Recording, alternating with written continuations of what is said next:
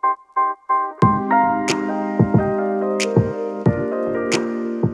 everybody, welcome back for another video. It's been a week since my last video. I actually got a new puppy last Monday, so I've been spending a lot of time with my new puppy Sora, so just trying to bond with him, get him acquainted with a new setting. So hopefully today will be the first of the regular uploads of kind of 2 to 3 videos a week kind of thing. So in this video, I'm just gonna answer some questions that I commonly get on my YouTube channel, maybe go over some concept stuff, what I like in the golf swing, my preferences, and again, like when I say my preferences is my personal preferences.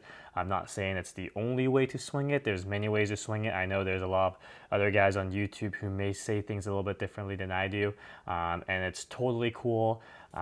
Just different ways to swing. If those videos help you, great. If my videos help you, great. At the end of the day, everyone just wants to help as many people out as we can to play better golf, to enjoy golf more, to have more fun, and hopefully let that positivity bleed into all aspects of life. So I'm just gonna go over some just reading over some comments I get on my videos. Maybe we'll start from the top with some setup stuff, going to the backswing and then going to the downswing. So I'll kind of just categorize my questions and answers based on those 3 categories. And if you guys want to actually see like a live Q&A, let me know. Just leave it in the comments so I know there is some interest, and I'll actually set up a date and a time for us to do an actual live Q&A. So if you guys like that, just gonna make it, put it aside in the comments, and then I'll know about it. So some of the comments I get, just talking about the setup, generally in my experience, most of my clients for the first time come to me with their stance a little bit too narrow. So I like their stance. I like the width to be similar to what you would see if you were to do a squat. If you were to do a squat in the gym, I like that stance to be very similar to their stance you do in the golf swing. A lot of the times I see people with their feet a little too narrow, narrower than their shoulders. So a lot of times I would suggest to them that they should feel like their feet is a little wide in the shoulder, when in reality it isn't. So that typically sets their width in a spot where they can use the ground pretty well, make the swing very athletic, because when you're in a very narrow stance with the feet very close together, it's hard to push and have stability at the same time. I also like their lead foot, just as a general rule of thumb. I like their lead foot being pointing at 10:30 for righties and 1 o'clock with the trail foot. And then for lefties, I like their lead foot pointing at 1:30 and the trail foot pointing at 11. Just a little bit more of a flare out to help their hips turn easier, turn more and more freely. I like their lead foot pointing out a little bit more, because you will be rotating your lower body more on the follow through side, on the lead side of things, just because that is the downswing side. So that's why we typically will flare out the lead foot more on your setup. For me, I like, and then when it comes to the weight, I like it biasing kind of heel side to middle. I don't like toes. You know, I know some people say balls of their feet, and that's totally cool. But for me, in my experience, most of my clients have benefited more from heel side with their setup, just because when they feel too much in the balls, they actually go more into the toes, which make it no good, because if you're in your toes too much in the backswing, it would make you go more in your toes in the downswing, making you very over the top. You pull your hands down, no rotation in the downswing. So a lot of the times when that happens, a lot of bad things happen. So that's in the setup I like. I really like making sure that your sternum is slightly just back of your middle of your pelvis. So if you were to stand straight, your sternum will be on top of your middle of your pelvis, just because we're standing straight. There's no tilts, there's no side bends. When we set up, I like the sternum just a little bit. It could be either on top or just slightly behind the middle of the pelvis. So that's kind of just a rough setup stuff that I like.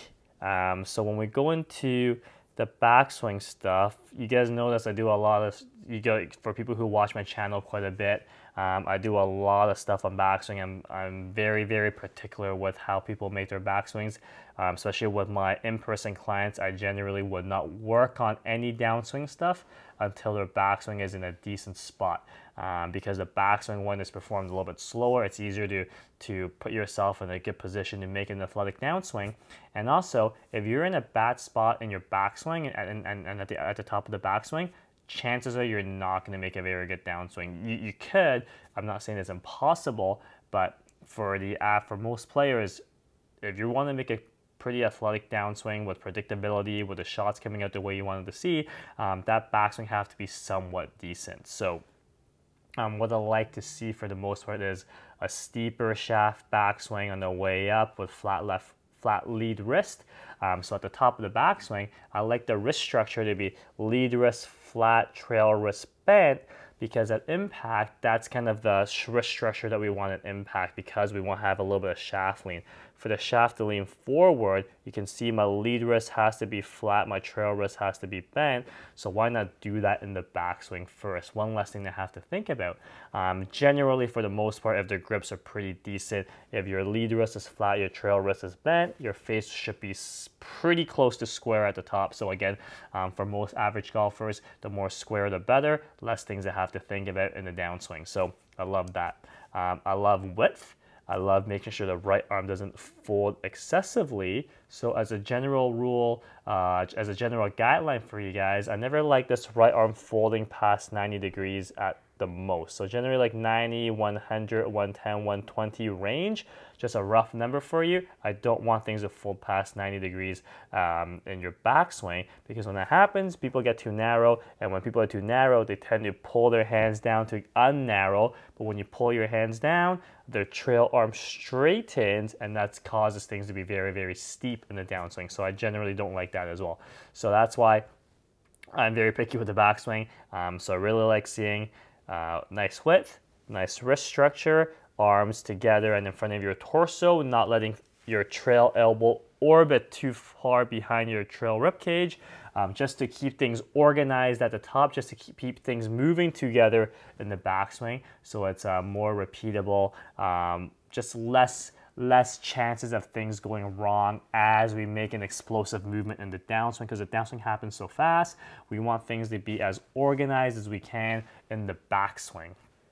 So the downswing is also where I get a lot of questions regarding how to shallow, why I prefer people to, why I often suggest people to downhinge a club, which in the traditional sense, downhinging and releasing your angles is casting. So I think it's better for most players not to think about casting. I think casting is just a made-up term that has hurt more golfers than help.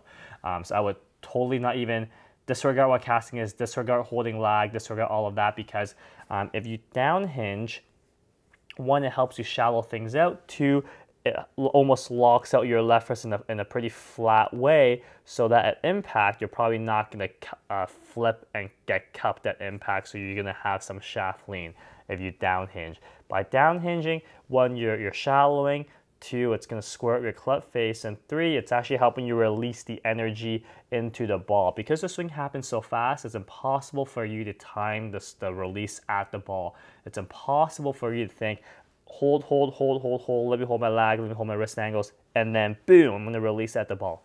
It's impossible. It's not going to happen. The longer the club gets, the harder that's going to get. It's not going to happen. So that's why a lot of times I like things flowing as athletic as we can. So from a very organized backswing, we can squat and rotate and downhinge, and all that kind of happens in one fluid movement that helps us release as much energy as we can into the golf ball, so that we can swing really fast and the finish looks really soft. Those are generally very efficient looking swings, where if you can swing it fast and hit it hard, but you have a soft finish, it shows that you have done a good job in transferring energy into the ball. That's why I like downhinging. So that's why I never really ask anyone to hold their lag, hold their angles. I don't really like that at all. Hopefully that answers it. I'm sure a lot of you guys will be asking about it again, and it's totally cool. Ask away. I want to make this platform, as interactive as it can be, and help as many people as I can. So that's a pretty probably one of the most common questions I get. It's why we down hinge, and that is why. So don't think casting, don't think all that stuff you've heard in the past. We want to try to create new concepts to hopefully help us improve. So if you're someone who hasn't been improving, or you feel like you haven't been improving as much as you could have, just ditch what you've read in magazines or you've seen on YouTube or on TV or whatever. Just embrace these new concepts or suggestions and see where it goes. But at the end of the day, finding someone that you trust to work with in person is probably best. If you can't, find someone online. You know, there's a lot of good coaches that offer online lessons. That's a really good avenue for it too. Just make sure that they're very, they have good communication, they're interactive, and they answer questions in a timely fashion to make things as smooth and seamless as it can be. So when it comes to talking about the down hinge and how that impacts club delivery, typically down hinging would shallow things out and be a little bit more shallower angle of attack. But that being said, you could still hit down on the ball quite a bit as long as you maintain your inclination through the ground, through the ball. So a lot of the times people get very sweepy through the ball when they start down hinging, or they say, oh, I'm hitting the ground first.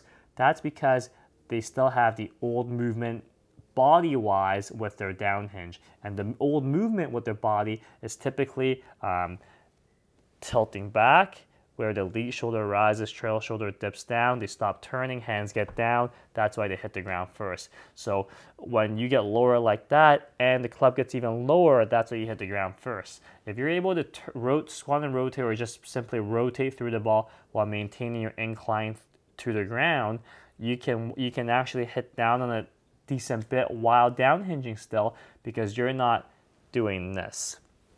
Most average players would try to do this in order to try to be inside out. That's not what we want.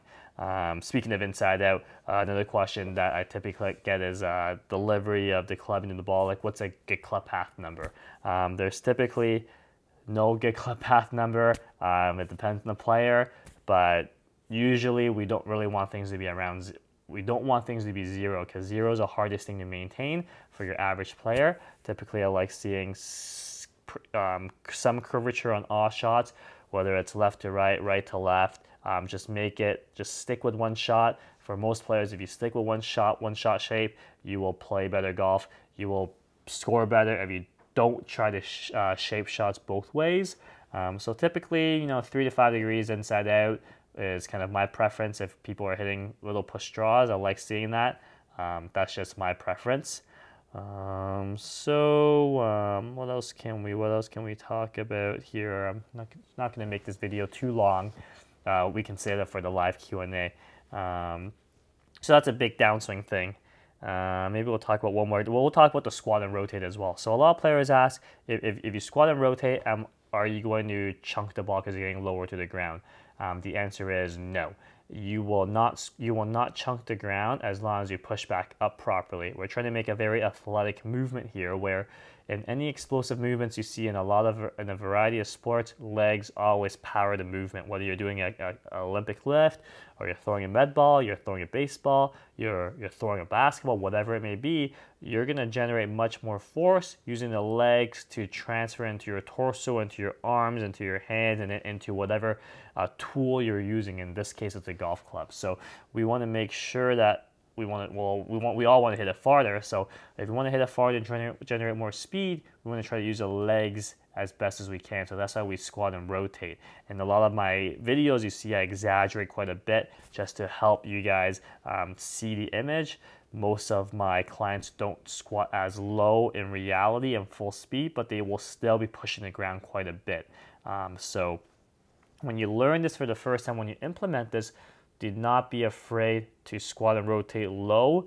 The key is really making sure your legs are firing, your legs are really engaged, and you're really trying to squeeze as hard as you can into the ground to react back up, and hopefully that helps you apply a lot of force into the club. So that's that. So I hope that helps. Those are kind of key questions without getting into too much detail. We can save the detail for the live Q&A if you guys have specific questions, but I think these few things that I've talked about in this video would probably benefit the widest range of people. So hope that helps. Again, if you guys want to see a live Q&A, just leave a comment below. Let me know if that's what you guys want to see, then I can set up a time and date so we're all good to go. So thanks for watching, guys. Thanks for staying patient with the lack of videos in the last week. I'm gonna try my best to get back to a more normal routine now that my new puppy is a little bit more settled in, peeing less in the house, which is great. Very cute. What an experience of a lifetime. So hope that helps. Any questions, leave in the comments below, and we'll catch you guys next time. Thanks for watching, everybody.